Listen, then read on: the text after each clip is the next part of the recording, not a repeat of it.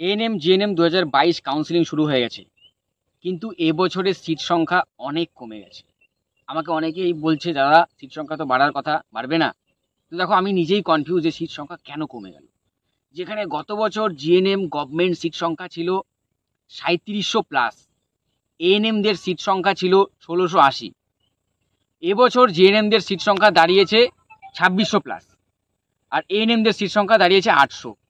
মানে অর্ধেক হয়ে গেছে এএনএমদের সিট সংখ্যা, আর জিএনএম হাজারেরও বেশি সিট সংখ্যা কমে গেছে।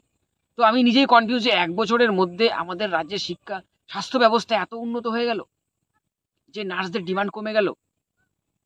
এই রুরাল এরিয়ায় যে পিএসসি রয়েছে, সিএসসি রয়েছে, ডিস্ট্রিক্ট হসপিটাল রয়েছে, মেডিকেল কলেজ রয়েছে, সব জায়গায় কি নার্সিংয়ের যে ডিমান্ডটা ছিল সেটা পূরণ হয়ে গেল? আমি নিজেই কনফিউজ কেন এমনটা হলো। তো দেখো আমি তোমাদেরকে এটাই বলবো যে সিট সংখ্যা যদি বাড়াতে চাও তাহলে একটাই উপায়, তোমাদেরকে একটা করে ভিডিও বানাতে হবে এবং সেটা সোশ্যাল মিডিয়া, সব থেকে বড় প্ল্যাটফর্ম ফেসবুকে পোস্ট করতে হবে।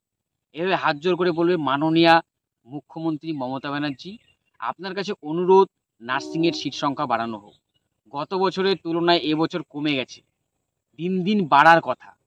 তো আপনার কাছে অনুরোধ নার্সিং কলেজ এবং নার্সিংয়ের সিট সংখ্যা বাড়ানো হোক। এই ভিডিওটা করে তোমরা শেয়ার করো ফেসবুকে। তোমার বান্ধবী বা বন্ধু যে ভিডিওটা বানাবে সেটা তোমরা শেয়ার করবে, তোমারটা তোমার বন্ধু বান্ধবীরা শেয়ার করবে। তো সোশ্যাল মিডিয়ায় ছড়িয়ে দাও করে দাও।